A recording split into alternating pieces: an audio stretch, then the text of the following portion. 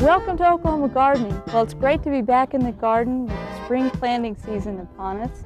Today we're going to plant some spring crops in our raised bed garden: onions, spinach, some lettuce, and some Swiss chard.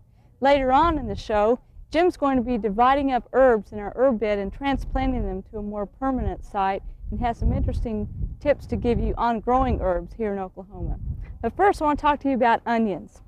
When you go to the garden center or farm supply store to buy onions, they usually come in two forms.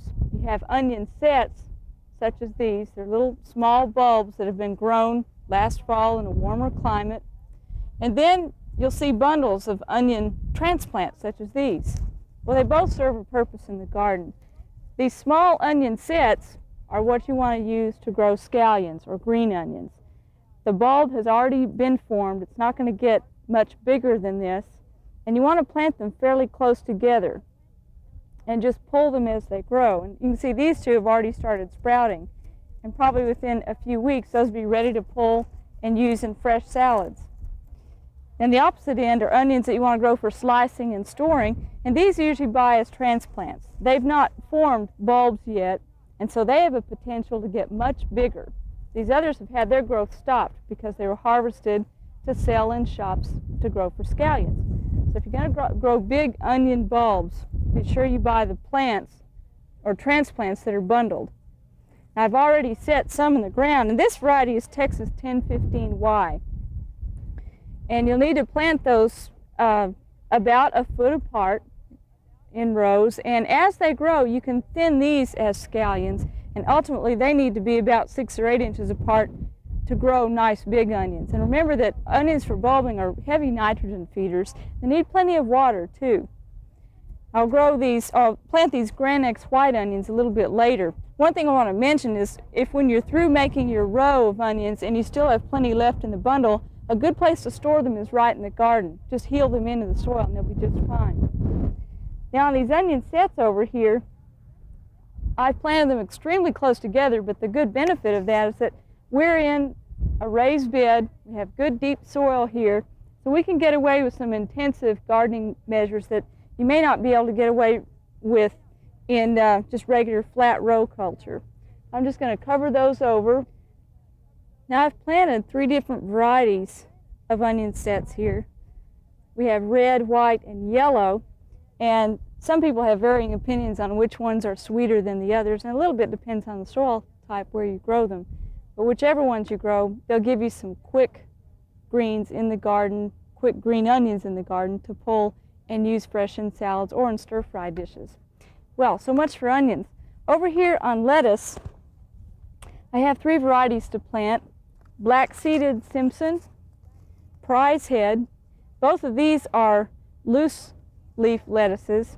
They won't make a head per se, but they grow very, very well in Oklahoma. They take the heat well. Another variety, if you want a little bit of a head, is the butter crunch type, and that is a very, very sweet lettuce. It's one of the best ones you can grow in the garden. Very tender, very mild flavored.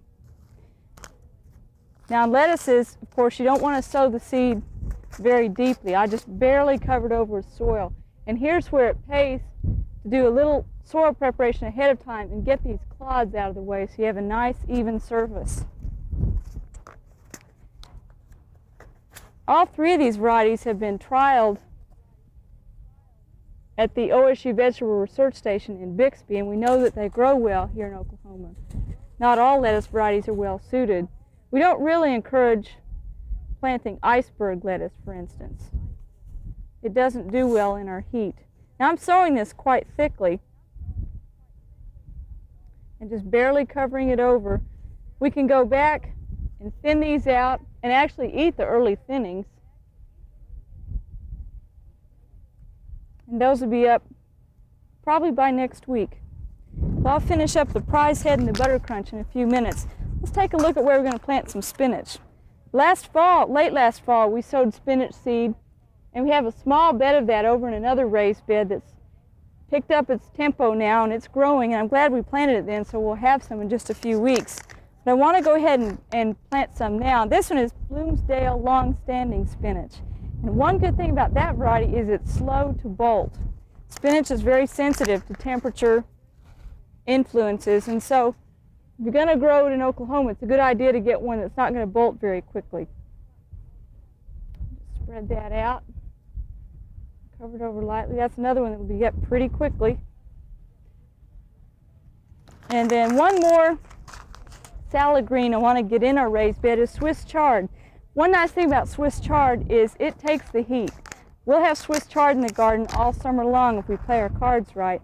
The Swiss chard seed is actually a cluster of seeds, same way with beets. And if you want to separate that so that your thinning chore will be easier, you can run that under a rolling pin, just real gently to break those seed pieces apart.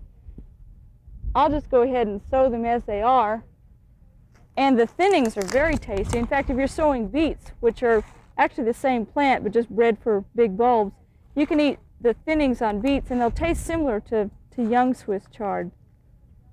But again, Swiss chard will take the heat. You can harvest those outer leaves all summer long and have good greens in the garden.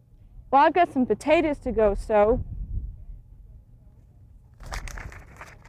And after that, we'll go visit Jim in the herb garden.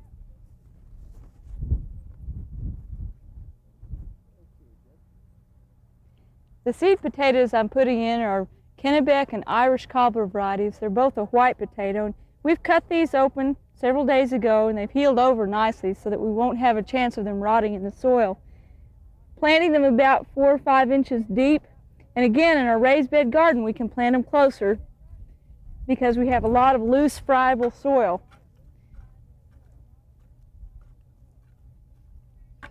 Make sure you keep these healed up the rest of the summer. As the new tubers are forming, don't let them be exposed to the sunshine.